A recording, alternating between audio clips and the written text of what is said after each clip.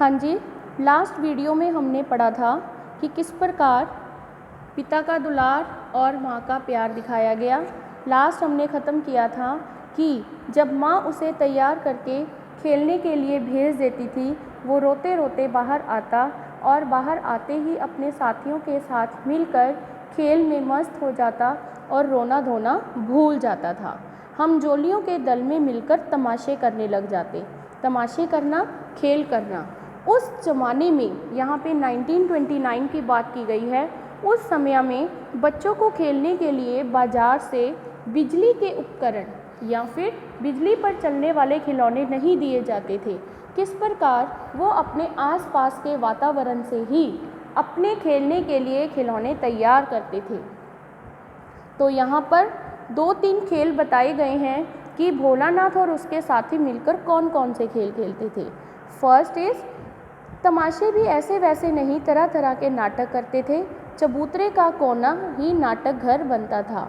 बाबूजी जिस छोटी चौकी पर बैठ के नहाते थे, किस प्रकार वो सबसे पहले मिठाइयों की दुकान लगाते थे। मिठाइयों की दुकान लगाने के लिए चबूतरे को दुकान के रूप में यूज़ करते, किस प्रकार उस पर शमियाना लगाते अर्थात टेंट वगैरह लगाते, किन किन चीज़ों से मिठाइयाँ बनाते थे, यहाँ सब बताया गया है। ये आपको अच्छे से पढ़ना है। चौकी पर पिताजी बैठकर नहाते थे, वह रंगमंच बनती। रंगमंच अर्थात स्टेज बनती। उसी पर सरकंडे के खंभों का कागज़ का चंदोआ तानकर मिठाइयों की दुकान लगाई जाती। टेंट लगाकर दुकान बना ली जाती। उसमें चिलम के खोंचे पर कपड़े के थालों में डेले के लड्डू, डेले जो छोटे छोटे पत्थर होते हैं उनको बोला गया है, पत्ते जो वृक्षों के पत्ते हैं उसकी पूरी कचौरियाँ बनाई जाती। गिल्ली मिट्टी की जलेबियाँ बनाते, फूटे घड़े के टुकड़ों के बताशे बनाते और मिठाइयाँ सजाई जाती। इस प्रकार उनमें से कुछ बच्चे खरीदार बनकर मिठाइयाँ खरीदते थे और कोई दुकानदार बनकर बेचता था। तो बाबूजी भी 2-4 गोरखपुरिये पैसे खरीद लेते थे। कभी कभी उनके पिता भी उनके पास आते कि हमें भी कोई मिठाई दे दो, तो ये सब देखकर सब बच्चे भाग जाते। फिर उसके बाद थोड़ी देर बाद वही चबूतरा मिठाई की दुकान से हटकर एक घर बन जाता। घर बनाते, घर घर खेलते, वहाँ पर लोगों को दावत देते थे, पूरी खाने की तैयारी की जाती। उन्हीं में से कुछ बच्चे खाना सर्व करते थे और उन्हीं में से कुछ खाने के लिए बैठ जाते थे। तो इस प्रकार फिर वो घर घर खेलते थे। इसी बीच कभी कभी उनके पिताजी भी पंक्ति के अंत में आकर बैठ जाते कि हमें भी खाना दे दो। तो ये सब सोचकर फिर बच्चे भय से भाग खड़े होते। नेक्स्ट खेल कौन सा खेलते हैं? नेक्स्ट खेलते हैं कभी कभी हम लोग बारात का जुलूस भी निकालते। इसी प्रकार वो शादी का खेल भी खेलते हैं। किस प्रकार उन्हीं में से कुछ बच्चे लड़के वाले बन जाते और कुछ बच्चे लड़की वाले बन जाते। चबूतरे के एक कोने से बारात दूसरे कोने पर चली जाती, वहाँ जाकर वापस आ जाते। वापस आते समय एक चूहेदानी, पिंजरा हम जिसको बोलते हैं, उसमें किसी छोटी सी चीज़ को लाल कपड़ा देकर बिठा देते थे कि हम वहाँ से दुल्हन लेके आए हैं। तो ये सब देखकर जब उनके पिताजी देखते, बच्चे फिर वहीं से भाग खड़े होते। थोड़ी देर बाद फिर लड़कों की मंडली जुट जाती। इकट्ठा होते ही राय जमती की खेती की जाए। इस बार अब वो कौन सा खेल खेलने वाले हैं? खेतों में खेती करना। खेती करने के लिए कंकड़, बीज, पौधे सब चाहिए। तो किन किन चीज़ों से वो किस चीज़ को क्या बनाते हैं, यह सब भी इसमें बताया गया है। हाँ जी, इस प्रकार बच्चों द्वारा खेले गए कौन कौन से खेल इस पाठ में आए हैं? फर्स्ट वो मिठाई की दुकान लगाते हैं, सेकंड वो घर घर खेलते हैं, थर्ड शादी का खेल खेलते हैं और फिर खेतों में खेती करते हैं। फसल तैयार होते देर न लगती, हम हाथों हाथ फसल को काट लेते। काटते समय गाते, ऊंच नीच में बई क्यारी, जो उपजी सो भई हमारी। ये ऐसे ही लोकगीत हैं जो वो खेलते समय गाते थे। अर्थात कि ऊंची और नीची क्यारी में हमने जैसी भी खेती की, जो हमें उसके बदले मिला वो हमारा है। किस प्रकार फसल को पहले काटते थे, फिर पैरों से रोनते थे, फिर उन्हें मंडी में बेचने भी जाते थे। तो बस फिर क्या, हम लोग इसी बीच बाबूजी आकर पूछ बैठते, इस साल की खेती रही भोलानाथ। बस फिर बच्चे फिर ज्यों का त्यों पूरे का पूरा खेत छोड़कर वहाँ से हंसते हुए भाग जाते थे। भोलानाथ कहते हैं, हम ऐसे ऐसे नाटक करते थे कि जिसे लोग बराबर खेला करते थे। बटोही भी कुछ देर ठिठक कर हम लोगों के तमाशे देख लेते थे। बटोही यात्री, रास्ते में जाने वाले लोग भी ठिठक कर रुक रुक कर उनके तमाशे देखते थे। जब कभी हम लोग ददरी के मेले में जाने वाले आदमियों का झुंड देख पाते, हम भी कूद कूद चिल्लाने लगते थे कि हमें भी ददरी का मेला देखने जाना है। तो इस प्रकार यहाँ बच्चों की मौज मस्ती बताई गई है कि वो कैसी कैसी मौज मस्ती करते हैं। खेती करना, फिर उसके बाद मेले में जाने की जिद करना। अगर रास्ते में किसी को देख लेते कि कोई दूल्हा अपनी बारात लेकर जा रहा है और वो बुढ़ा है, किस प्रकार उसे चिढ़ाते थे, किस प्रकार उन्हें खिजाते थे। ऐसे ऐसे मौज मस्ती करते थे कि लोग कभी कभी उन पर गुस्सा भी करते, लेकिन बच्चे होने के कारण उन्हें छोड़ देते थे। तो यहाँ पे एक घटना बताई गई है, आम की फसल में कभी कभी खूब आंधी आती है। आंधी के कुछ दूर निकल जाने के बाद हम लोग बाग की ओर दौड़ पड़ते हैं। वहाँ चुन चुन कर घुले घुले गोपी आम खाते हैं। अब खेतों में मीठे मीठे आम लगे हैं, लेकिन माली उन्हें खाने नहीं देता, तो किस प्रकार बच्चे वहाँ चोरी चोरी जाकर खाते हैं। लेकिन एक दिन की बात है, आंधी आई और पट पड़ गई। यहाँ एक दिन की घटना बताई गई है कि किस प्रकार आंधी आई थी और चारों तरफ शांति हो गई। आकाश काले बादलों से घिर गया, बादल गरजने लगे, बिजली चमकने लगी और ठंडी हवा चलने लगी।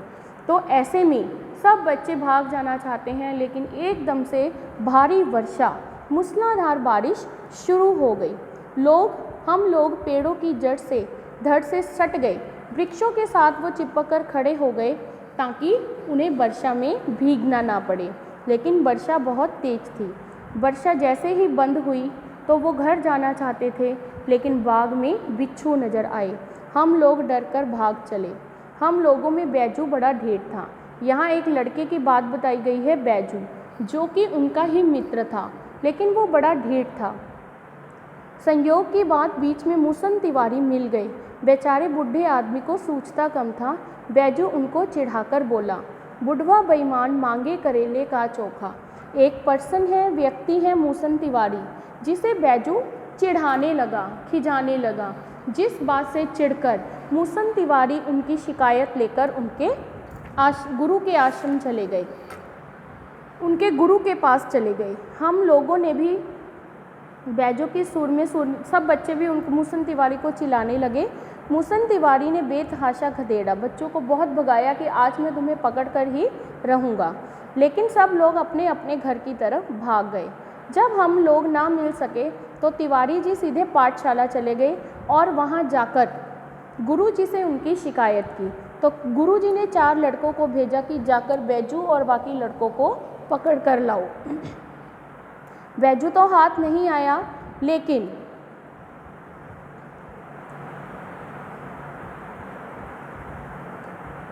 हम पकड़े गए। भोलानाथ कहते हैं कि हम पकड़े गए। फिर तो गुरुजी ने हमारी खूब खबर ली। बाबूजी ने यह हाल सुना तो दौड़े हुए पाठशाला में आए। गोद में उठाकर हमें पुचकारने लगे, फुसलाने लगे, प्यार करने लगे। वो चुप होने वाले नहीं थे, क्योंकि अगर वो चुप करके अपनी बात मान लेते तो सारा इल्ज़ाम भोलानाथ पर आ जाता। वो भी दिखाने के लिए रोने लगा। तो जिस कारण पिताजी ने कहा कि गुरुजी की चिरौरी करके हमें घर ले चले। चिरौरी करना, प्रार्थना करनी। प्रार्थना करके हमें घर वापस ले आए कि आगे से ये ऐसा नहीं करेगा। फिर क्या था, रास्ते में फिर हमारे साथी लड़कों का झुंड मिल गया। वह ज़ोर ज़ोर से नाचते गाते थे। माई पकाई घर घर पुआ, हम खाई पुआ ना खेलब जुआ। माँ ने हर घर में माँ ने पुड़े पकाए हैं, खीर पुड़े पकाए हैं। अब हम कोई खेल नहीं खेलेंगे, घर जाकर पुड़े खाएंगे। क्योंकि बारिश हो चुकी है, ऐसे मौसम में वह भी कुछ ना कुछ स्पेशल बना लेते थे। तो सब बच्चे अपने अपने घर जाने को तैयार हो गए कि अब हम कोई खेल नहीं खेलेंगे, घर जाकर गरम गरम पुड़े खाएंगे। लेकिन रास्ते में फिर से उनको अपने साथियों का झुंड मिल गया। भोलानाथ फिर से अपने बाबूजी की गोद से उतरकर लड़कों की मंडली में मिलकर वही तान सुर अलापने लगे। तब तक सब लड़के सामने के मकई के खेत में दौड़ गए थे। सामने ही एक मक्की का खेत था। यहाँ चिड़ियों का झुंड चढ़ रहा था। चिड़ियाँ दाना चुग रही थी। सब बच्चे देखकर फिर उनके पास चले गए और चिड़ियों को पकड़ने लगे, लेकिन एक भी चिड़िया उनके हाथ नहीं आई। हम खेत से अलग खड़े होकर गा रहे थे। जो बाकी लोग देख रहे थे कि बच्चे खेतों में क्या कर रहे हैं, चिड़ियों को पकड़ रहे हैं। तो वो क्या कह रहे थे, राम जी की चिड़ई राम जी का खेत, खा लो चिड़ई भर भर पेट। वो ये बात बोल रहे थे कि राम जी की चिड़िया है, राम जी का खेत है, इसीलिए वो चिड़ियों को बुला रहे थे कि आकर तुम भी भर पेट खा लो। हमसे कुछ दूर बाबूजी और गांव के आदमी खड़े होकर तमाशा देख रहे थे और यही कहकर हंसते थे कि चिड़िया की जान जाए लड़कों का खिलौना। सचमुच लड़के और बंदर पराई पीड़ नहीं समझते। एक टीले पर जाकर हम लोग चूहे के बिल में पानी उलीचने लगे। पानी भरने लगे। चूहों के बिल, जिस बिलों में चूहे रहते हैं उनमें वो पानी भरने लगे। हाँ जी, ये लास्ट घटना बताई गई है जिसके आधार पर इस पाठ का शीर्षक रखा गया है माता का आंचल। क्या कि बच्चा दिन भर चाहे अपने मित्रों के साथ, अपने पिता के साथ कितनी ही मौज मस्ती कर ले, लेकिन अगर उसे कोई दुख है, कोई तकलीफ़ है, तो वह अपनी माता के आंचल में आकर ही सुख और शांति महसूस करता है। तो यहाँ क्या घटना थी कि सब बच्चे जाकर चूहों के बिल में पानी भरने लगे। नीचे से ऊपर पानी फेंकना था। हम सब थक गए थे। तब तक गणेश जी के चूहे की रक्षा के लिए शिव जी का सांप निकल आया। जब वो चूहों के बिल में पानी भर रहे थे तो वहाँ अचानक से एक सांप आ गया। रोते चिल्लाते हम लोग बेतहाशा भागे। कोई औंधा गिरा, कोई अंटा चिट, किसी का सिर फूटा, किसी के दांत टूटे, सभी गिरते पड़ते भागे। हमारी देह भी लहूलुहान हो गई थी। पैरों के तलवे कांटों से छलनी हो गए थे। तेज दौड़ने के कारण उनके पैरों में कांटे वगैरह चुभ गए, जिस कारण भोलानाथ के शरीर से काफ़ी खून बह रहा था। हम एक सुर में दौड़े हुए आए, घर में घुस गए। बाबूजी बैठक में बैठे थे, हुक्का गुड़गुड़ा रहे थे। उन्होंने हमें बहुत पुकारा, पर हमने उनकी अनसुनी करके दौड़ते हुए मैया के पास चले गए। वो पिता के पास ना जाकर माँ के पास गया, क्योंकि उसे चोट लगी थी। जाकर उसी की गोद में शरण ली। मैया चावल अम्बनिया रही थी, अर्थात चावल छान रही थी। उसी समय आंचल में चिप गए। हमें डर से कांपते देखकर वह जोर जोर से रो पड़ी। सब काम छोड़ बैठी, अधीर बेचैन होकर हमारे डर का कारण पूछने लगी। कभी हमें अंग भर कर दबाती, कभी हमारे अंगों को अपने आंचल से पोंछकर हमें चूम लेती। बड़े संकट में पड़ गई। झटपट हल्दी पीसकर हमारे घावों पर थोपी गई। घर में कोहराम मच गया, शोर मच गया कि मेरे बेटे को चोट लगी है और आप वहाँ बैठकर हुक्का गुड़गुड़ा रहे हैं। हम केवल धीमे सुर से सांस सा कहते हुए मैया के आंचल में लुके चले जाते थे। सारा शरीर थरथर कांप रहा था, रोंगटे खड़े हो गए थे। हम आंखें खोलना चाहते थे, पर वे खुलती ना थी। हमारे कांपते हुए होंठों को मैया बार बार निहार कर रोती और बड़े लाड़ प्यार से हमें गले लगा लेती थी।